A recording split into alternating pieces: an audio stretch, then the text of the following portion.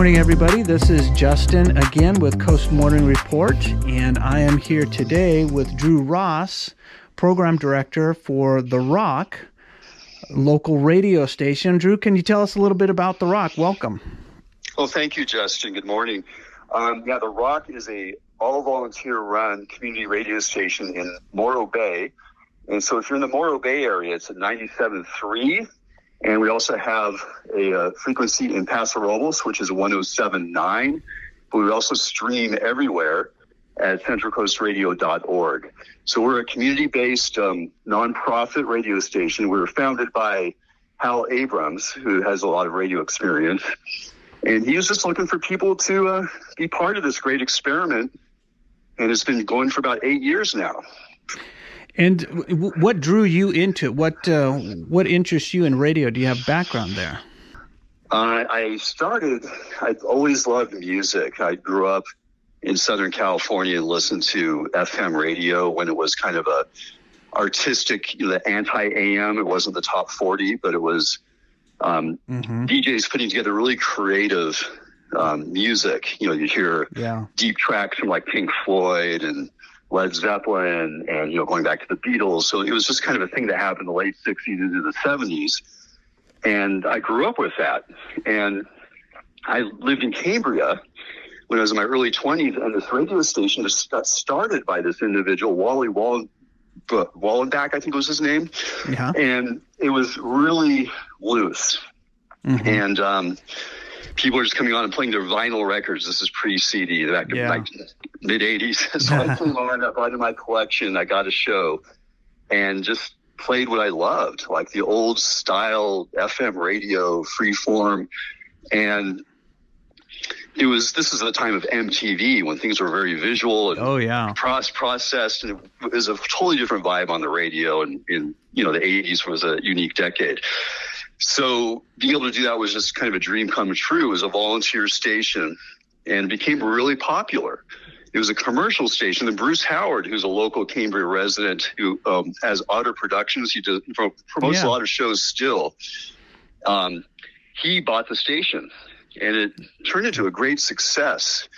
Yeah. So I still have friends in Cambria. There's Harry Farmer, Lady Tie-Dye, among others that are still there that I see. But anyway, that station had a good run of about 20 years. So in the early 2000s, it was over with. And it actually became K-Pig. It got bought. K-Pig, which is a local station, I see, took over. So anyway, that's a long story. I got to. The Rock is some of the old K-Otter DJs were on The Rock, and I heard it, and I was just blown away, like, oh, I can come back and do this again.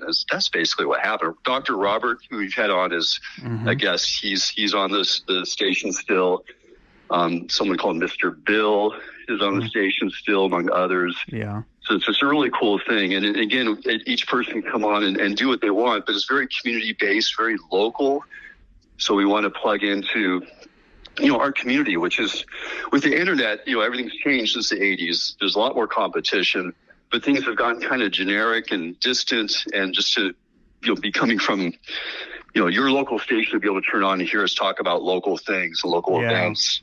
That's what's cool about it to me. As you were talking, it made me think, when you listen to somebody who's talking about their passion, whether it's books or music or art or whatever, you gain an appreciation for it. And, when I think of other radio stations, I think they're playing for us what's new, what's popular, but it may not be always that DJ's favorite. But it sounds like this community radio, people are bringing their passions to the airwaves. And it's kind of an interesting way to discover new artists that maybe you had never heard before, or new genres that you really had never discovered. Absolutely. And I think that you said the key is when people play what they love, and you can really, that enthusiasm comes across. And, we have a great variety of shows on The Rock. A lot of stations now, they're voice tracked. You don't have the actual person picking the music. Like I say, it's very programmed. We have a reggae show that's really popular, a blues show, alternative music show, and then like classic rock shows, folk. It goes all over the place. And or you can just blend it all together, which is what I love, to play old music, new music, and just make it work, So there's a craft to it, and it's really fun, and it's just great to have that fresh energy coming out. Yeah. And it's an asset and a treasure for the community. Absolutely. And one thing I want to mention is that it is Rocktober, or October, and since our station is called The Rock, we figured this would be a really good month to ask for help in keeping us going. Like I said, we're a nonprofit. We're all volunteer. And so we only have a budget of like $25,000 a year to stay on, to pay for equipment. What else? Other things like streaming costs for the artists that music we play can be paid. We have insurance, licensing fees, things like that. So it's pretty limited, and nobody gets paid there. And so right now we're asking people to go to our website at centralcoastradio.org to make donations. And the website's pretty cool. There's a lot of information there. You can look at playlists. You can look at all the different shows. We even have archives, so 2 weeks worth of shows you can listen to from anybody's show over the last 2 weeks. So it's a great place just to look around, and then you can donate. And what we're asking for is a really good deal that you can do to donate is just for $52, which is $1 a week. You get 2 Rock T-shirts and 2 window stickers. So it's really surpasses, the $52 value in a way. You get a couple of shirts, and it helps us. We're also, as part of our fundraising, we're having a drive-through fundraiser at Tognazzini's in Morro Bay. Well, it's not going to be there. We'll be actually at the Maritime Museum parking lot, where the big submarine is in the parking lot. It's a really cool building there. We'll be there on October 29th between 4:30 and 6:30. And Tognazzini's has really excellent food if you've been to any of their restaurants in Morro Bay, and they make a legendary smoked chicken. And so they're going to be making some smoked chickens, and for just a $20 donation to the station, in which covers the cost of their chicken for them, but they're making no profit at all. They're just donating for as many people as we can get to drive through and pick them up. So if you go to our website at centralcoastradio.org, there's a button there for Tognazzini's. Click on that, and just need to pre-order by October 20th. And again, the event takes place on Friday, October 29th, from 4:30 to 6:30. So we'll be out there. You can just drive through and pick up one of those Tognazzini's chickens. So it's a cool thing. They do so much for the community. Tognazzini's, I was talking to people, they just contribute to everybody and do so many donations of food and things like that. So we really thank them. Yeah, absolutely. That sounds like a great meal and a great cause. So definitely. It is. And that's kind of what we're all about, is like making these connections in the community. We're now broadcasting the Morro Bay High School football games when they're at home. Oh, okay. Which is really great. One of my fantasies, listening to like people like Vin Scully and Chick Hearn growing up, was to get into sports. I'm not the guy announcing it. Dead Air Dave, one of our guys, is one of the announcers who's really hilarious to listen to. But the next game is actually this Friday, the 8th, I believe it is, at 7 o'clock. So if you tune into 97.3 or 107.9 or stream at centralcoastradio.org, you can hear Morro Bay football. They're playing Templeton this Friday. Perfect. Well, and I think there's quite a few personalities there at the radio station. I mean, I don't, Dead Air Dave, that's an interesting name. Yes. He's got a lot of experience. He does the alternative radio show. You can catch that Friday at 10 a.m. Yeah. And he's, you can hear him Friday nights at the Morro Bay High School doing his thing. It reminds me of, have you ever seen Best in Show? When they're announcing the dog show, it's a little bit like that. Some interesting commentary. Yeah, that sounds like a lot of fun. One of the things that I was curious about in regard to the radio station is just, well, for you, are you on air, and do you run tracks on air? Yeah, so I'm every Friday from 8 until midnight. This Friday, like I said, there's a football game, so I won't be on until about 9:30 because that football game's at 7. But yeah, I still own a lot of actual physical media and CDs, but I'm also able to like if I get a spontaneous request or something, I need to find it. I didn't bring it in. I can play Yeah. on my device. I can find the songs these days. That's the convenient thing with technology, is that everything's accessible. But my typical show, I'm really into the kind of 60s and 70s roots of singer-songwriters, the Bob Dylans, the Neil Youngs, Jonies, and then the great 70s bands, like I said, Pink Floyd or Steely Dan and those kind of bands. But I like to go into a real deep dive of one artist. Like I'll find an excuse. It might be their birthday, or I did Gil Scott-Heron, the great, I don't even know how to describe him. He says it's bluesology, but he's a great writer. He was. And socially conscious person. I did a 4-hour special on Gil Scott-Heron. I'm going to do a John Prine special on the 15th from 8 to midnight, the great songwriter. So it's just, I like to do deep dives into maybe a particular year or a particular artist and just really, really demonstrate what's great. You talk about them. I'm often joined by other DJs, like Mr. Bill, who does a show Thursdays, will join me. We'll duel. So it's like he'll play a song.